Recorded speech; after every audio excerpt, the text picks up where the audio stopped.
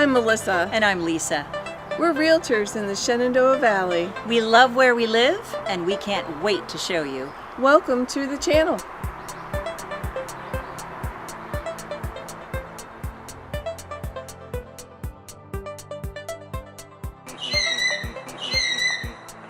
We are with Connor Gillespie, who's the Director of Outreach here at the Wildlife Center of Virginia. I know how busy the month of May is because we were talking about this just before we started, so we just want to thank you for taking time to speak with us about what you do here. Yeah, no problem. That kind of leads me to my first question, because when I first moved here, I didn't know about you.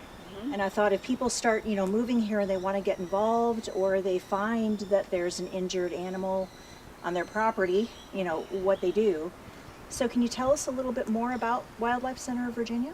Yeah, and I'm really glad you brought that up, because we're nestled here kind of right in the middle of Jefferson, Washington National Forest. So we're kind of tucked away, but we're right here in Waynesboro.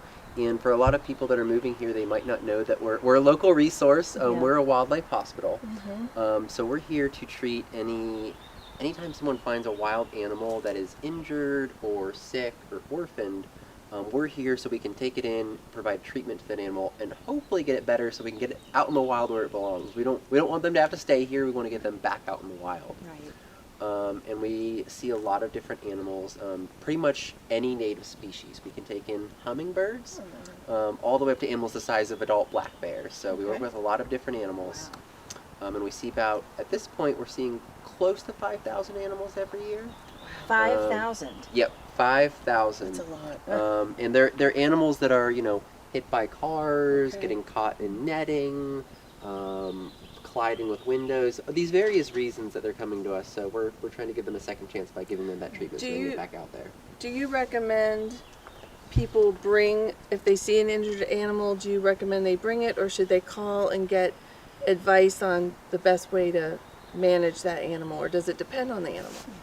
Usually calling first is great, because we can help people work through if that animal truly needs help or if it doesn't need help. Because sometimes people aren't quite sure. They'll find a young animal they think is orphaned, but maybe it's not orphaned and it's just waiting for a mom to return. Or maybe it's an animal that's injured, but it's an adult bald eagle, and that's a little tricky to catch that animal and get it to us. So we'll walk them through what to do, what steps to take to capture if it does need help, and then where to take it, whether it's our center or maybe there's a closer resource as well. So you're on the phone with people, kind of like crisis hotline for wild animals. Yes, you can Is that think of it. kind of what it would be like? And, Yes. and basically you walk them through, you ask various questions, and then you, in a way, have them assess over the phone for you, and then you determine, is that how that usually works? We'll ask those questions to kind of get more info that we need. Depending on the situation, we might ask if they can send us a photo. That's also a great way for us to see exactly what they're seeing as well. Sure. And then based off that, that's where we'll give them the recommendation. We have a lot of patients that come through here every day. I think right now we're seeing 20 to 40 patients a day. And that's split between patients that have significant injuries that need to be seen directly by the vet team versus healthy orphans that are seen directly by our rehab team. So this is where the magic happens. Do you have a story of maybe the most memorable patient that you ever encountered? We had a great blue heron that came in with a fishing hook stuck through its wing. So I was able to remove the fishing hook and suture up or stitch up that wing. We let him heal for a few days. We released him. That was amazing. I was able to admit 2 of the first black bear cubs of the season. So that was very exciting. That's very fun. Foxes are always very exciting. The mammals are always really fun. But I'm a big fan of possums, so every possum that comes through is a special day for me, which is truly every day now. To raise it and release it. So you're kind of hands off, the cute little cottontails, huh? Yeah, they're hands off because they are actually very, very high stress species. Oh, sure. Really? So yeah, they can develop stress-related health issues very easily, and so No that's idea that. Yeah. and that's a lot of the patients. So we're here to help them, but they don't necessarily know that. Right. So So they're under stress. yeah, they're under stress. They look at us as predators. So when they're here, we're as hands-off as possible. We're just trying to, when we handle them, it's just to get them their medication or their treatment, and then we get them right back in their enclosure so that they can de-stress and hopefully let that treatment, and rest do its thing and help that animal recover. And everything that, She did. She was right there. She knows where the food comes from. everything we do with them is voluntary too. So like, you know, what Haley's doing now is like great practice for a program. Wow. But if they ever say, you know, no thank you, I don't want to come out for a program today, well, that's okay. We're just asking another one of our animals. Okay. All right. The animals have the choice. Yes, exactly.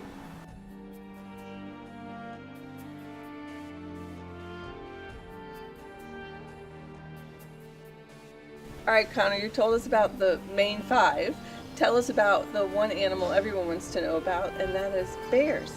Yes, so right now we've got one black bear in care Okay. as a cub. And we're actually the only facility in the state that can raise orphan bear cubs. Okay. So this little one was actually rescued because she'd been found alone, and she was at this campsite just eating leftovers she found on the ground. And you know, they kind of waited to see if mom would come and take her, but mom never came around, so we're assuming that she had been orphaned. And the biologist brought her to us, and so we started caring for her. And raising bears is a bit different than raising some of our other wildlife. For one, it's a long-term commitment. In the wild, a bear cub will stay with their mom for about a year before they're ready to go off on their own. Oh, wow. So they're going to stay with us for a full year as well as they're growing up So and developing. You'll release it. That's the intention, is to release it. Yep, since we've started our orphan bear program, I think we've released now more than 150 black bears back to the wild. Wow. They all come to us as little cubs for one reason or another, and during their time here, they'll grow up, they'll learn, you know, they'll develop their climbing skills, they'll learn how to forage, how to be a wild bear. And a lot of the care we do is pretty hands-off because we want to make sure they stay wild and they're not habituated to humans or anything like that. And then usually the following spring after they're admitted, that's when we'll get to say goodbye and send them back to the wild. Connor, how can people support you and the Wildlife Center of Virginia? There are a couple of different ways people can support our center. You know, one is through donations. We are a nonprofit, so behind every single animal that we treat and release, there's someone who's donated to make that happen, which is really heartwarming to me that we've gotten such community support for what we're doing here to help wildlife. But if people want to have a more hands-on approach, rather than donating, they can also donate their time as volunteers. You know, they can volunteer as a transporter or rescuer for wildlife to help get these animals to our center, or they can volunteer here in our hospital, you know, helping to, you know, clean all the different enclosures, provide diets for the animals, or sometimes even hands-on helping our veterinary team with the treatments as well.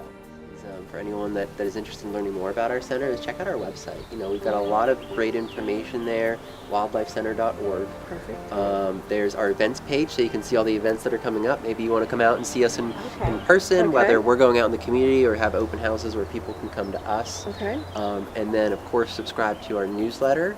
It's sent out every 2 weeks, and it's a great way to see what's going on at the Wildlife Center. It's always a fun read, and there's some great advice and information there about, you know, how to help wildlife as well. And the best part, I'll say, like the happiest moment is when one of the patients we've been treating is ready for release.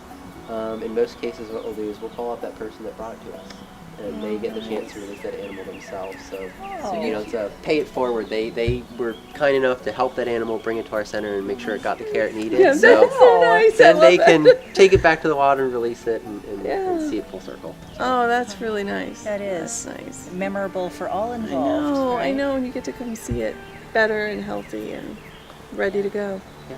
Excellent. Thank you. This is great. No problem.